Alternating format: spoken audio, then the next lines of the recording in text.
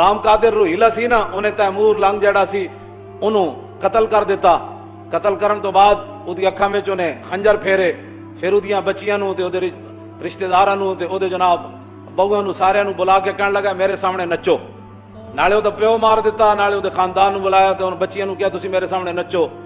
او جڑیاں تیمور لنگ دیاں وڈیاں وڈیاں زنانیاں سن, پھوپھیاں خالہ, انہاں غلام قادر روہیلا نو کہن لگے اے حکومت آنی جانی شے وے, ایڈا ظلم نہ کر کے اسی پردہ دار عورتاں اور شاہی خاندان دیاں بچیاں ساڈے نال تے تو ہن نچن دا جڑا آرڈر ہے نا اے نہ کر. اقبال کہندا روہیلا کس قدر ظالم جفاجو کی نہ پرور تھا, نکالی شاہ تیمور کی آنکھیں نوکے خنجر سے, پھر دیا آل حرم کو رقص کا فرما ستم کرنے, یہ انداز ستم کچھ کم نہ تھا آثار معاشر سے, رکھا خنجر کو آگے اور پھر کچھ سوچ کر لیٹا, تقاضا کر رہی تھی نیند گویا چشم اخمر سے, پھر اٹھا اور تیموری حرم سے یوں کہنے لگا کہ شکایت چاہیے تم کو نہ کچھ اپنے مقدر سے, میرا مسند پہ سو جانا بناوٹ تھی تکلف تھا کہ غفلت دور ہے شان صف آرایان لشکر سے, یہ مقصد تھا میرا کہ کوئی تیمور کی بیٹی مجھے غافل سمجھ کر مار ڈالے میرے خنجر سے, لیکن یہ راز آخر کھل گیا سارے زمانے پر کہ حمیت نام تھا جس کا وہ گئی تیمور کے گھر سے. میں حمیت دی گل کر رہا ہوں. حمیت, ہماری قوم بڑی جذباتی ہے. کیوں جی؟ ہماری قوم بڑی جذباتی ہے. اس سے بڑا کیا جذبات ہو سکتے ہیں؟ تم نے جب دین پڑھا ہی کوئی نہیں. اقبال کہندا تا کجا بے غیرت دین زیستن, اقبال کہندا ہے تا کجا بے غیرت دین زیستن, اے مسلمان مردن است ای زیستن. اقبال کہندا اوے مسلمانہ کدوں تک تو غیرت دینی تو بغیر زندہ رہے, تا کجا بے غیرت دین زیستن. اقبال کہندا دینی غیرت تو بغیر کدوں تک تو زندہ رہے گا, اے مسلمان مردن است ای زیستن. اقبال کہندا اے زندگی کوئی نہیں, اے تے مردہ پن نے جڑا تو زندہ رہ رہا. اقبال کہندا اے غیرت دینی تو بغیر تساں دا دین نو دیس نکالت دین واسطے تے تیار بیٹھے ہو. لبیک دے خلاف تسی دن رات پروپیگنڈا کردے ہو. ٹی ویاں والے نو تساں آرڈر کیتے ہوئے کہ انہاں دی کوئی خبر نہیں دکھانی, انہاں دا کوئی وڈے تو وڈا مجمع ہوئے تے نہیں دکھانا. جدوں تسی دین دی غیرت تسی قوم دے اندروں بھی کٹ دیتی, اب روڈوں پر کھڑا ہوں. یہ تو دنیا کا انوکھا احتجاج ہے نا جی. کیوں جی؟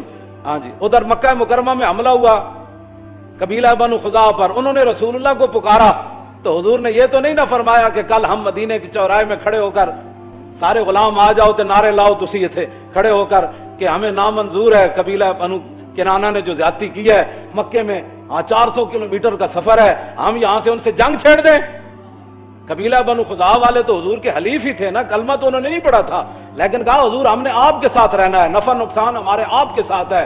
لیکن جب ان پر حملہ ہوا تو انہوں نے رسول اللہ کو پکارا آدھی رات کے وقت, حضور وضو فرما رہے تھے, آپ نے فرمایا لبیک لبیک لبیک, نصرتا نصرتا نصرتا, 3 بار حضور نے فرمایا تیری مدد ہونے والی, میں آ رہا ہوں. یہ ایک انوکھا احتجاج ہے. ایٹم بم ہوتے ہوئے, دنیا کے بہترین ساز و سامان جنگی ہوتے ہوئے, تو اپنے ہی روڈوں پر کھڑے ہو کر احتجاج کر رہے ہیں. کس سے؟ جو کشمیر کے اندر خون بہا رہا ہے, جو بچیوں کی عصمتیں لوٹ رہا ہے, اور جو بوڑھے اور جوانوں کو قتل کرنے کے بعد ان کے اعضاء کاٹ رہے ہیں, ان کے لیے اپنے روڈوں پر کھڑے ہو کر احتجاج کر رہے ہیں. قوم جناب جہاں اشارے ہیں وہ اشاروں پر کھڑی ہو جائے. کیا کہ ہم کیا جی, اب کیا بات کی جائے مولانا. حمیت نام تھا جس کا وہ گئی تیمور کے گھر. غلام قادر روہیلا کہنے لگا جدوں کڑیاں نو سامنے بٹھا لیا نا, انہیں کہا نچو نہیں میرے سامنے بیٹھو. سامنے بیٹھا نا تو اپنا خنجر لا کے انہیں میز ہوتے رکھ دیتا, پھر اینج پیچھے ٹیک لا کے تے سو گیا. سونا انہیں کی سی, اینج اکھاں بند کر دیتیاں. پھر اٹھا اور تیموری حرم سے یوں کہنے لگا کہ شکایت چاہیے تم کو نہ کچھ اپنے مقدر سے, میرا مسند پہ سو جانا بناوٹ تھی تکلف تھا کہ غفلت دور ہے شان صف آرایان لشکر سے. وہ کہنے لگا جلیاں ہوئی ہو, میں ستے کوئی نہیں سی, دشمن دے سامنے خنجر رکھ کے کوئی سوندا کوئی نہیں ہوندا, لیکن یہ مقصد تھا میرا کہ کوئی تیمور کی بیٹی مجھے غافل سمجھ کر مار ڈالے میرے خنجر سے. کہنے لگا میرا یہ مقصد سی کہ اگر تہاڈے اندر کوئی حمیت اور غیرت ہوندی نا, ہوندیاں تسی تیمور دیاں بیٹیاں جویں اودے وچ غیرت سی تو تساں اتنی دیر جو خنجر چک کے مینوں ذبح کر دینا سی. لیکن یہ راز کھل گیا آخر سارے زمانے پر. کہنے لگا یہ خنجر میں نے رکھا اور پھر اٹھا کے تم ایسے کانپ رہی تھی تو میں دنیا کے اندر یہ راز کھل گیا کہ حمیت نام تھا جس کا وہ گئی تیمور کے گھر سے. کہنے لگا حمیت اور غیرت جو تھی نا وہ تیمور کے گھر سے گئی ہے, تو غلام قادر روہیلا اس پر قابض ہوا ہے. تو ہمارے پاس تو ساری چیزیں موجود ہیں. تم فوج کو کہو کہ جناب پوری قوم آپ کے ساتھ کھڑی ہے, آپ صبح 6 بجے کا ان کو جناب ایک اعلان دے دیں. کہا بس بھائی 6 بجے کے بعد سری نگر سے کرفیو نہ ہٹایا گیا اور فوج اور سارے گنڈے ہندو واپس نہ گئے تو پھر 6:01 پر پاکستانی فوج مقبوضہ کشمیر میں داخل ہو جائے گی.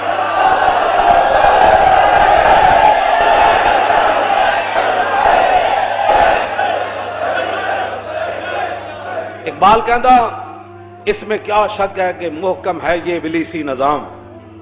اقبال رویا, کہنے لگا اس میں کیا شک ہے کہ محکم ہے یہ ابلیسی نظام اور پختہ تر اس سے ہوئے خوئے غلامی میں عوام.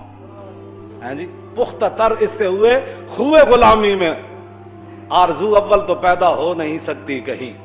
اقبال رویا, کہنے لگا جس نظام کے تحت مسلمان چل رہے ہیں نا, آرزو اول تو پیدا ہو نہیں سکتی کہیں, وہ کہیں پیدا تو مر جاتی ہے یا رہتی ہے خام.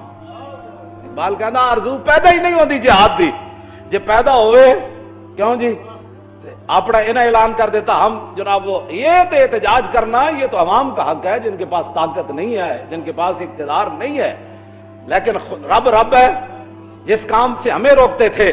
یہ لبیک والے کون ہیں؟ یہ آئے روڈ بند کر دیتے ہیں, خاکے باہر بنے ہیں, احتجاج یہاں کرتے ہیں. تو میں نے کہا حملہ کشمیر پر ہوا, احتجاج شارع دستور پر کیسے ہو گیا؟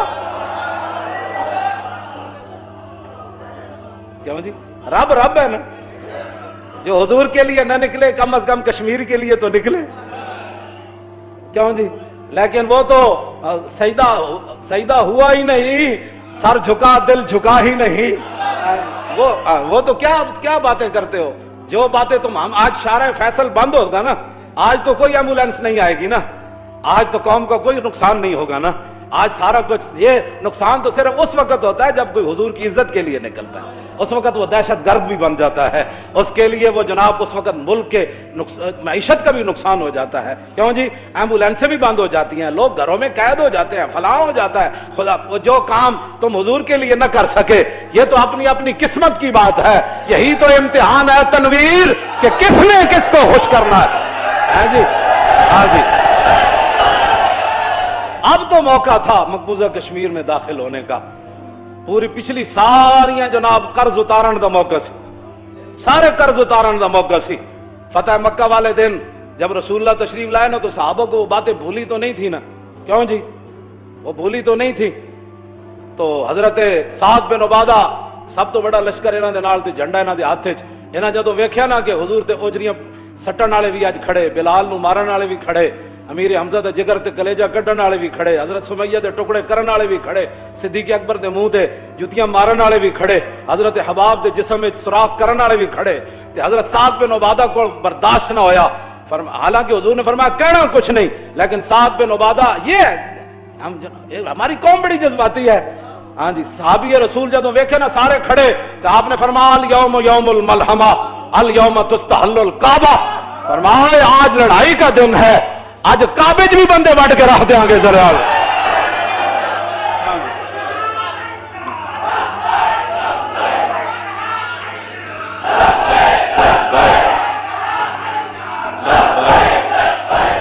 ارتجت آل مکہ تھا حدیث پاک دے الفاظ ہیں. جدو سعد بن عبادہ ایک گل کی تھی نا کہ الیوم یوم الملحمہ الیوم تستحل الکعبہ, فرمایا آج لڑائی والا دن ہے, آج نبی الملاحم تشریف لا رہے ہیں, اور جنگوں والے نبی تشریف لا رہے ہیں, آج لڑائی والا دن ہے. تے آج کعبے بھی اسی بندہ کوئی نہیں چھڑنا.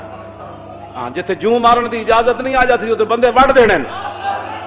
تو کیوں جی اس ایک گل نال پڑھیا ہوندا دین تے پھر نہ کیوں پڑھیا ہوندا دین تے پھر دین جدو پڑھے ہی کوئی نہیں. اقبال کہندا از غلامی بزم ملت فرد ایمان و ایمان اندر نمرد, ہاں یکے اندر قیام وہی در سجود کاروبارش چو صلاتے بے امام. کہندا اقبال کہندا جس ویلے قوماں دے امام کوئی نہ ہون, کیوں جی اس ویلے پھر قوم نماز پڑھ رہی ہوندی, ایک سجدے چ ہوندا ایک قیام وچ ہوندا. کیوں جناب ایک کاروبار دے معاہدے کر رہا ہوندا انڈیا نال, تے ایک دا جناب ادھر قیامت گزر رہی ہوندی پاکستان تے کشمیر تے قیامت گزر رہی, اور ادھر عرب دے بادشاہ انہوں جناب مسجد دی سیر کرا رہے.